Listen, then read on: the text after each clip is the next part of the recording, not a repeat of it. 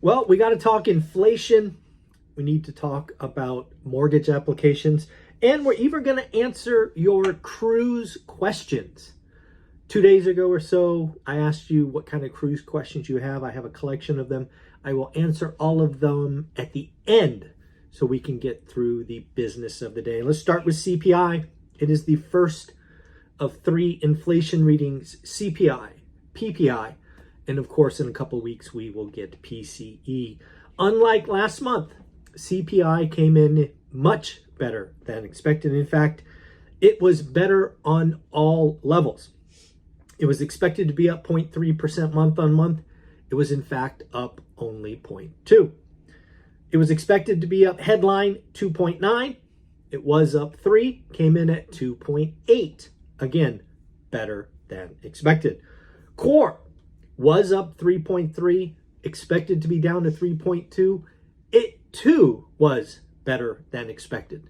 So unlike last month where we missed on all levels, CPI was much better than expected this month. In fact, super core, which is a number of people started tracking when we were moving shelter, it came in at 3.78. It was over 4%. So shelter inflation is falling. Shelter inflation came in at 4.2%, the lowest since December of 2021. Is shelter finally breaking? I hope so. Shelter inflation has been responsible for somewhere between 30 and 50% of CPI inflation for almost a year. And I don't think there's anybody out there in the real estate game that still thinks shelter inflation is going up 4% plus. It's just not happening. But we are where we are. How about weekly mortgage demand? It was up a shocking amount. It was up 11%. Again, rates are going down. Refi demand was up 16% week on week, 90% year on year. Purchase demand was up 7% week on week and 4% year on year. Again, folks, rates are coming down. Will they get to a level where the move-up buyer unlocks? I don't think so. Will they get to a level where some refi demand and the like happens? Maybe. I don't know if you saw this, but it looks like Rocket Company is buying Redfin for just under $2 billion, I think $1.75 billion. I was just thinking about it, and this is actually pretty interesting. Rocket Company now, with assuming the acquisition of Redfin, you can do home search, you can do rentals, you can do real estate brokerage. Now you're going to do financing, title, closing, and loan servicing. They're going to be a all things housing.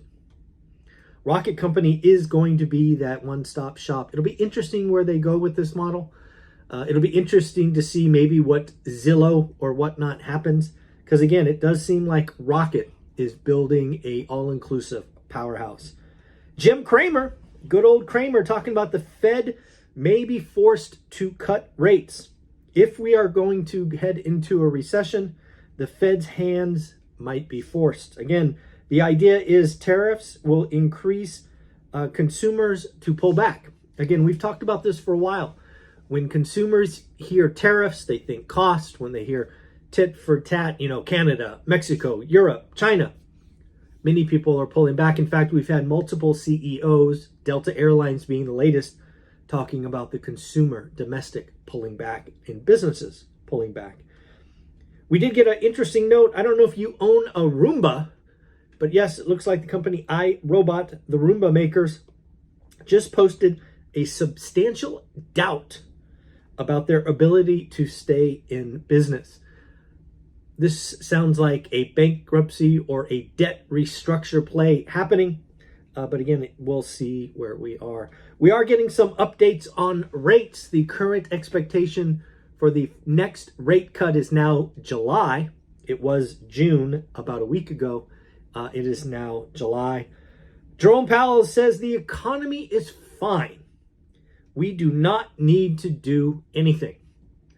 Jerome, pay attention.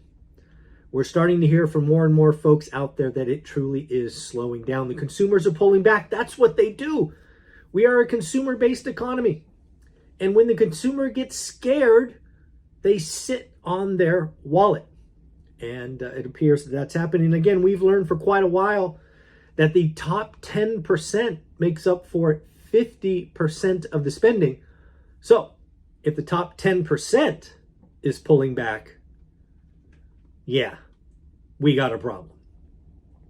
Again, the tariff situation seems to be growing by the day. The EU is out with some tit for tat tariffs, but saying that if this goes through and the battle rages, that the tariff situation might be enough to push Europe's biggest economy, which is Germany, into a recession. Yes, folks, we might be going into an environment where the globe goes into a recession.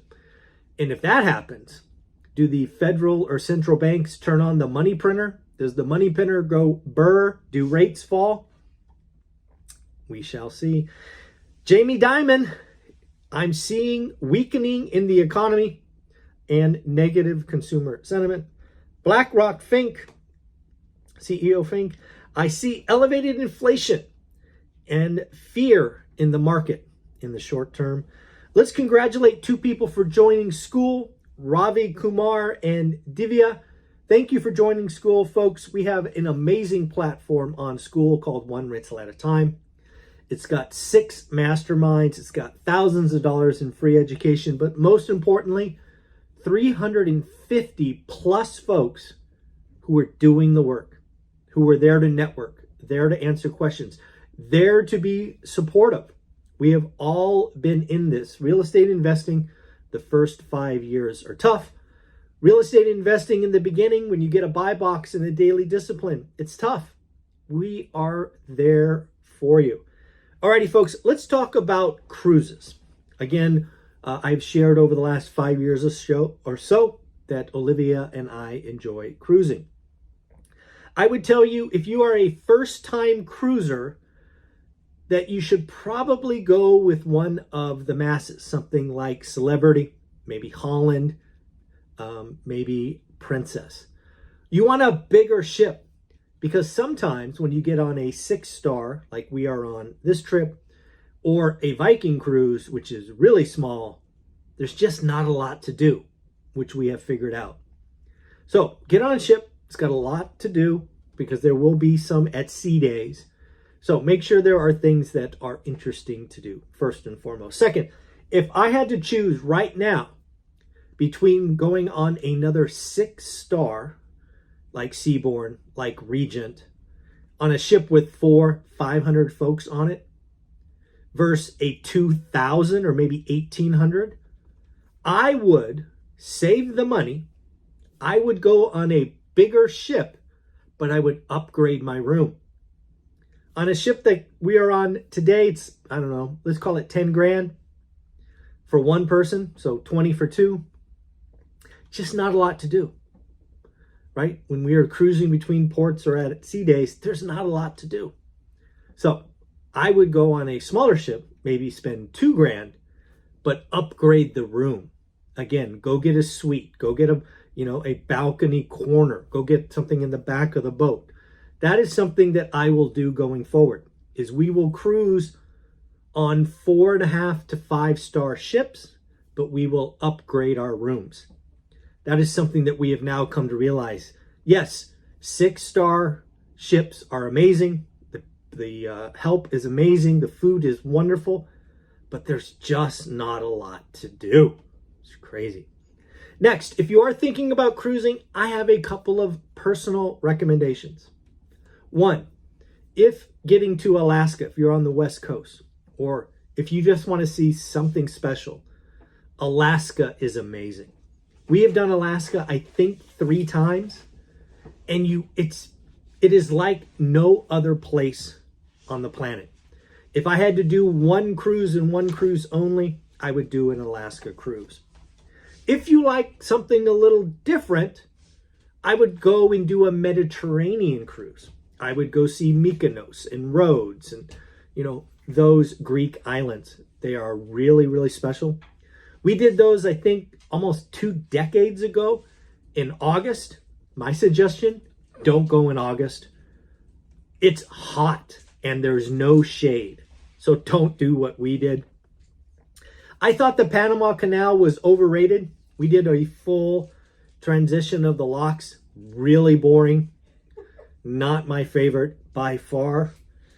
You can always do the Caribbeans. We've done the West, the East, all of Southern Caribbean. They are nice. They are fun, but very much water sports. You have to like the water.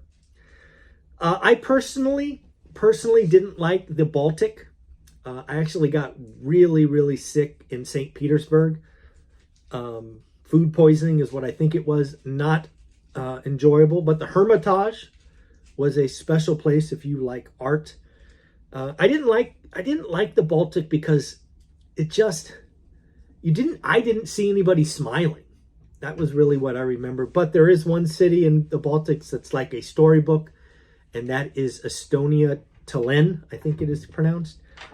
Tallinn, that is an amazing place. If I had to pick my favorite port ever, it would be Tallinn. It's just it came out of a storybook.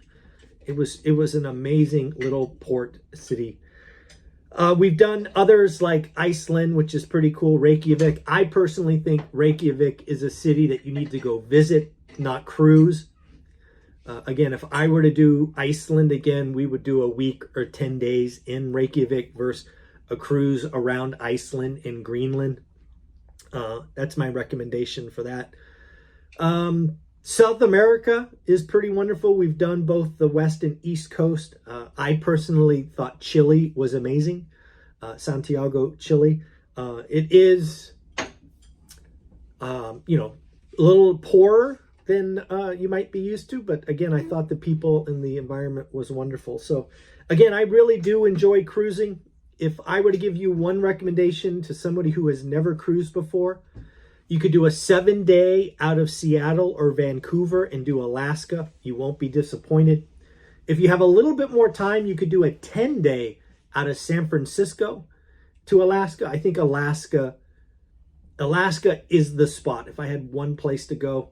But if you don't like cold, nothing wrong with the Caribbean. We've done a Hawaii one, which is wasn't really big on that. But hopefully that was helpful. I just wanted to appreciate all of you for asking the questions. I personally think Holland, America is the best value, but I could be talked into Celebrity or Royal. The last thing I'll say about ships is we have not done one of those massive ships. I think it's Royal Caribbean who has some ships that are like 4,000 people. Like, we haven't done that. We've never gone on a massive ship. I think we've topped out about 2,200, 2,400, which is plenty big enough. But yeah, we haven't done one of those monster ships. Maybe someday, maybe not. And we haven't done a Disney cruise. I have no interest in going on a Disney cruise. Yeah, too many kids. Not my thing. All right, take care of yourself. Hope that was fun. Later.